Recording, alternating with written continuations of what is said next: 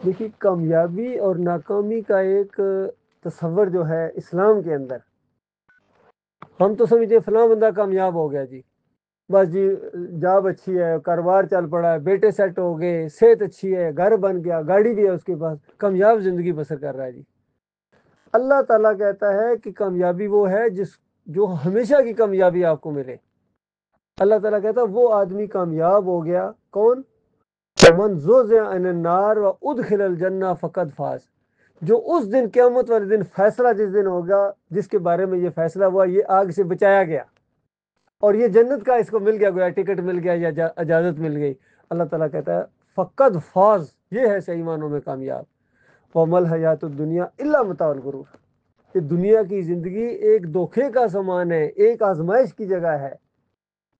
یہ ہمیشہ کے لیے نہیں ہے۔ اور اگر کوئی واقعی کامیاب ہونا چاہتا ہے، اس طرح کامیاب جس کو اللہ کامیاب کہتا ہے، تو یہ مہینہ تو اس کا بلکہ سمجھو جس طرح کہتے ہیں نا چند دنوں کے لیے آفر لگی ہوئی ہے، اس رمضان کے مہینے کے اندر تو کامیابی کی آفر لگی ہوئی اللہ کی طرف سے۔ یہ رمضان کا مہینہ خالص توبہ کر لے انسان، اور یقین کریں جب انسان توبہ کرتا ہے، سچی توبہ کرتا ہے، تو حدیث میں آتا ہے کہ وہ اس طرح ہو جاتا ہے جس طرح اس نے وہ گناہ کیا ہی نہیں۔ اللہ اتنا مہربان ہے۔ اور فرمایا من صام رمضان ایمان و احتساب غفر اللہ ما تقدم من ذنبی، جس نے ایمان اور احتساب کی نیت سے رمضان کے روزے رکھے اس کے پچھلے تمام گناہ معاف کر دیے جاتے ہیں۔ من قام رمضان ایمان و احتساب، جو رمضان کے مہینے میں یعنی کھڑا ہوا، ایکسٹرا عبادت کی جس کو ہم تراویح بھی کہتے ہیں، تو فرض تو پڑتا ہی پڑتا ہے عموماً، لیکن یہ جو کرے گا اجر حاصل کرنے کے لیے اس کے پچھلے تمام گناہ معاف کر دیے جاتے ہیں۔ ابھی یہ لیلۃ القدر، یہ اشرا جا رہا ہے جو آخری 10 دن، اس کو آخری اشرا کہتے ہیں۔ نبی علیہ السلام نے فرمایا اس کے اندر تاک رات ایک ایسی ہے، ان ٹوٹل 5 راتیں بنتی ہیں، 21ویں رمضان، 23ویں رمضان، 25ویں رمضان اور 27ویں اور 29ویں، 2 تو گزر چکی ہیں، ابھی 25ویں رہتی ہے، 27ویں رہتی ہے، 29ویں رہتی ہے، 3 راتیں بھی بتائیے 3، اور اس میں ایک رات کی عبادت جو ہے 1000 سال کی عبادت سے بہتر ہے۔ اندازہ کچھ لوگوں نے کیلکولیٹ کیا تو یہ 83 یا 84 سال بنتے ہیں، اندازہ لگائیے، یعنی ایک بندے نے ایک رات میں اللہ کی عبادت کی تو 84 سال کی عبادت سے بہتر ہے۔ تو کیا تھوڑی سی ہمت کر کے نہیں کرنی چاہیے؟ اور ساتھ ہی خوشخبری سنائی کہ جو یہ کرے گا ایمان و احتساب، پھر وہی کڑی شرط لگائی، 2 شرطیں ہیں لازمی یقین کریں، اس کے علاوہ اللہ کوئی عمل قبول نہیں کرتا ہے، نہ نمازیں قبول ہوتی ہیں، نہ روزہ قبول ہوتا ہے، نہ عمرہ، نہ حج، کوئی عمل اللہ قبول نہیں کرتا ہے اگر یہ 2 چیزیں نہیں ہیں، ایمان و احتساب۔ پہلی بات کہ ایمان اس کا بالکل کھرا ہو، وہ اللہ کے علاوہ نہ کسی کو رکوع کرتا ہو، نہ سجدے کرتا ہو، نہ پکارے لگاتا ہو، نہ نیازیں دیتا ہو اللہ کے علاوہ، نہ واسطے، نہ وسیلے، سب شرک کا رد کر دے، وہ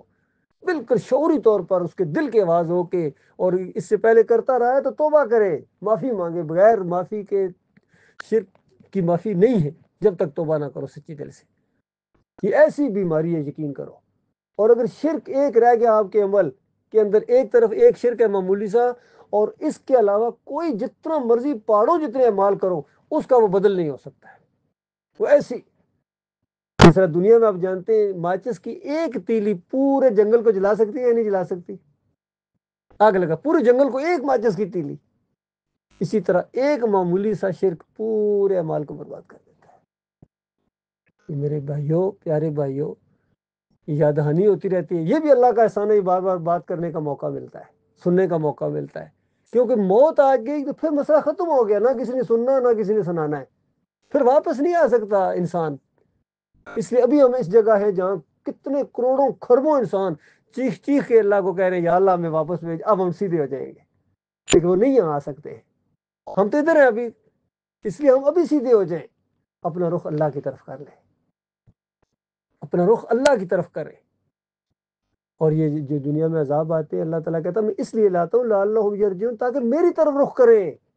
ان کا رخ ابھی کسی کا مورتی کی طرف رخ ہے، کسی کا مزار کی طرف رخ ہے، کوئی پیر صاحب کی پنڈلیاں دبا رہا ہے، کوئی چادر چڑھانے جا رہا ہے، کوئی چادر چڑھا کے آ رہا ہے، کوئی 11ویں کھا رہا ہے، کوئی میلاد کھا رہا ہے، کوئی 10 محرم کی سبیلیں لگا رہا ہے۔ تو یہی شرک ہے نا، اور کس کو شرک کہتے ہیں؟ جو کچھ یہ انسان اللہ کے علاوہ کسی چیز سے کر رہے ہیں، یہ چیز تم اللہ کے ساتھ کرو، اپنے رب کے ساتھ کرو، بس سادہ سی بات ہے۔ جو رب کے ساتھ کرتا ہے وہ مومن ہے، جو رب کے علاوہ کسی اور کے ساتھ کرتا ہے یہ چیزیں، رکوع کرنا، پکارنا، نیازیں دینا، جھکنا، یہ اللہ کے علاوہ جو جس کے سامنے بھی کرتے ہو، اللہ اس کو شرک کہتا ہے، قرآن اس کو ایسے لوگوں کو مشرک کہتا ہے، اور بتایا کہ ان کی معافی نہیں ہے۔ مرنے کے ساتھ چاہے بڑا افسر ہے، جرنیل ہے، بادشاہ ہے، وزیر اعظم ہے، صدر ہے، بڑا کاروبار کا ہے، خوبصورت ہے، مرد ہے یا عورت ہے، مکی ہے یا مدنی ہے، یا بحرین کا رہنے والا ہے، یا فرانس کا رہنے والا ہے، یا امریکی ہے، اللہ کسی سے نہیں ڈرتا ہے، سارے اللہ کے یہ بندے ہیں، چاہے رشین ہے، چاہے چائنی ہے، چاہے سائنسدان ہے، چاہے انجینئر ہے، چاہے ڈاکٹر ہے، بس گیا، مارا گیا، شرک والا مارا گیا۔ اور اگر شرک نہیں ہے، آخری سانس آئی شرک یا مومن ہے، تو یقین کرو وہ دروازے کھلیں گے کامیابی کے، عزت کے، کہ فرشتے ایسے سلام کرنے ہیں، ایسے بڑے بڑے بادشاہوں کا استقبال ایسا نہیں ہوتا ہوگا دنیا میں، جیسا ایک عام مومن کا وہاں اس دنیا میں قدم رکھے گا تو ہوگا۔ یہ قرآن کا خلاصہ ہے، اور یہ جو کلمہ ہے یہ اسی چیز کو بیان کرتا ہے، لا الہ الا اللہ محمد رسول اللہ، اللہ کے علاوہ کوئی الہ نہیں ہے، کوئی بندگی کے لائق نہیں ہے، پکار کے لائق نہیں ہے۔ یہ جو پکاریں لگتی ہیں، یا علی مدد، یا رسول مدد، یا غوث مدد، یہی مشرکانہ پکارے ہیں، اسی سے قرآن روکتا ہے۔ جو رک گیا، اللہ کی طرف اپنا رخ کر لیا، وہ کامیاب ہو جائیں گے۔ یہ ہے کامیاب، جس کو اللہ کامیاب کہتا ہے۔ اور جو وہاں کامیاب نہیں ہے، بتاؤ میرے پیارے بھائیو، دنیا میں اگر 100 سال کسی نے بادشاہی بھی کی، سونے کے نوالے کھائے، اور مرنے کے ساتھ آگ میں چلا گیا، کیا اس کو ملا؟ سنو، سوچو نا۔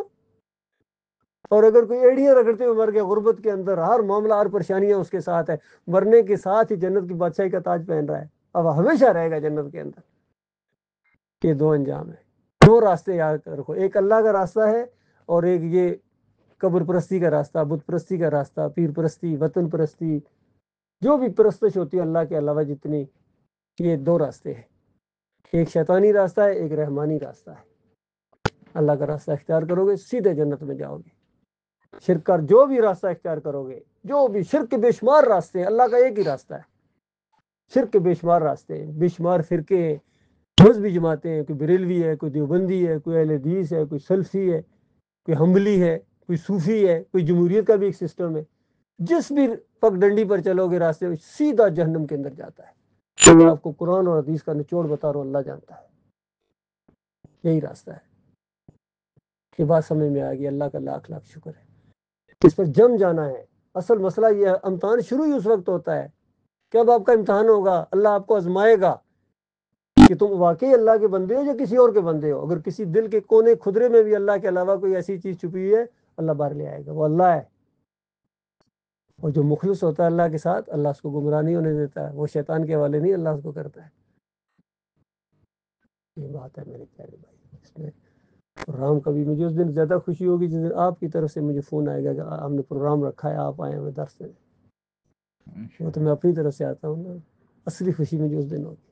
مجھے انتظار رہتا ہے کہیں کب فون کریں گے یہ صحیح سا۔ انشاءاللہ کریں۔ اوکے، اللہ حافظ۔